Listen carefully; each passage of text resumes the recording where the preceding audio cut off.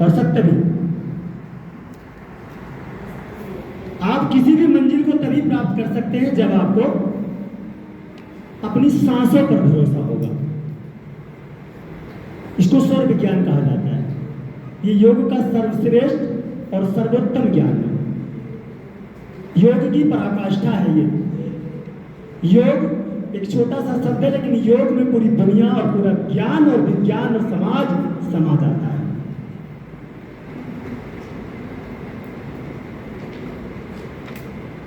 अगर हम अपनी लाइफ के बारे में बात करें, किसी भी स्कूल के विषय में बात करें, किसी उन्नति के बारे में बात करें, तो उन्नति तभी संभव होगी जब हम सक्षम होंगे, हमारा स्वास्थ्य अच्छा होगा। और ये कहा जाता है कि स्वस्थ शरीर में स्वस्थ मस्तिष्क वास करता है। कभी कभी देखा जाता है कि हम लोग स्कूल में होते हैं और चिंता घर की सताती है।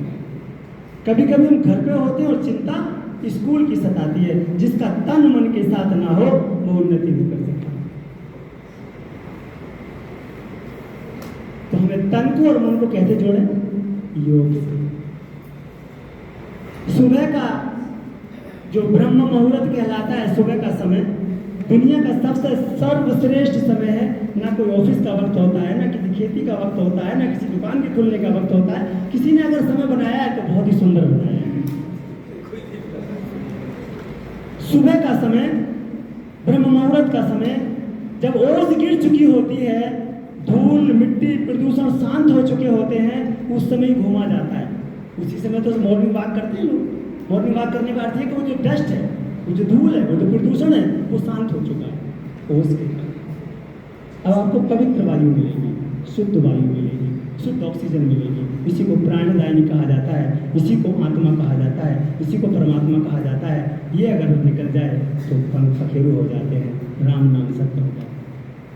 जब हम पैदा हुए थे तब सांसें जिंदा थी, सांसों पे आए हम लोग, और जैसे ये सांसें खत्म हो जाएंगी तो अंत हो जाएगा। पूरे जीवन का जो गोल है ना, पूरे जीवन का गोल वो भस्म, अंत। मोक्ष की प्राप्ति के लिए जीना अति उत्तम होता है। और जब आप एक एक पग इस पल के लिए जियोगे कि मेरा अंतिम क्षण होगा, तो आप सर्वश्रेष्ठ काम करोगे, गलत काम नहीं कर सकते।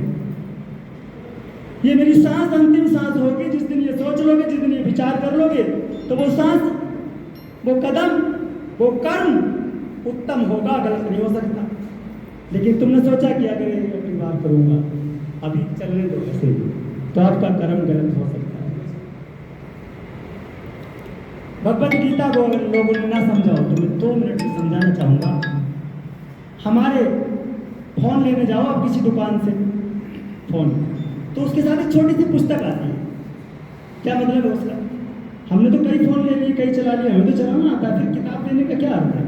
वो मैनुअल है उसका, उसमें नए फंक्शन आए हैं, उसमें नई एप्लीकेशंस आई हैं, उनको यूज करना, कैसे यूज करना है आपको। अगर आप बुक पढ़ के करेंगे तो अपने फ़ोन को ज़्यादा दिन तक सुरक्षित भी रख पाएंगे और उसको खराब होने से बचा पाएंगे। मैनुअल दिया गया है। ऐसी भगवत गीता इस जीवन का मैनुअल है। अब कुछ लोग कहेंगे मुझे तो भगवत गीता पढ़े नहीं आती, मुझे तो श्लोक ही नहीं आते, मुझे तो संस्कृत ही नहीं आती, फिर कैसे पढ़े? तो मैं बहुत छोटे से उसको बता दूं। किसने कहा कि 2 श्लोक तो पढ़ सकते हो, 2 शब्द ही पढ़ो। भगवत गीता में 700 श्लोक है, 700, 700। भगवत गीता का पहला श्लोक है, धर्म क्षेत्रे कुरुक्षेत्रे समवेता युयुत्सवा मम काया पांडवाश्च किम कुर्वन्ति संजय। पहला शब्द, पहला श्लोक भगवत गीता का, धर्म। संस्कृत में धर्म को कर्म कहा गया है, कर्म।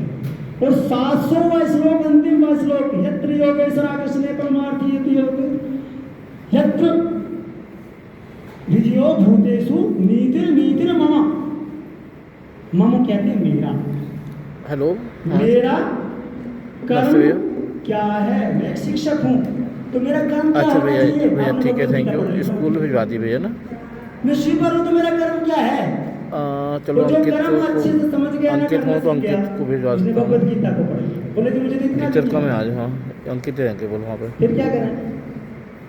जैसे वाल्मीकि जी के साथ हुआ, वाल्मीकि जी को कहा गया कि तुम लोग राम का नाम बोले मुझे तो आता ही नहीं। बोले क्या आता? बोले मारना आता। मारा मारा कर सकते? बोले हाँ कर सकता हूँ, करो। दोनों कहा मारा मारा मारा मारा से क्या लौट के आ गया था? राम। अब गीता पढ़नी नहीं आती, श्लोक नहीं आते, संस्कृत नहीं आती, तो आप गीता को जरा पढ़ के बोर्ड की तरह देखिए, गीता गीता गीता क्या आएगा निकल के? आप बोलो, उच्चारण करो सब लोग। गीता गीता गीता गीता क्या निकल के आया? त्यागी, त्याग करना। जो त्याग करना सीख जाता है वो गीता का सार समझ जाता है। भरना नहीं, पौड़ियाँ नहीं भरनी, छोड़ना है। सांसों को भी छोड़ दो, सांसें छोड़ो, कपालभाति है ना, छोड़ो। जो छोड़ना सीख जाता है वो जीना सीख जाता है।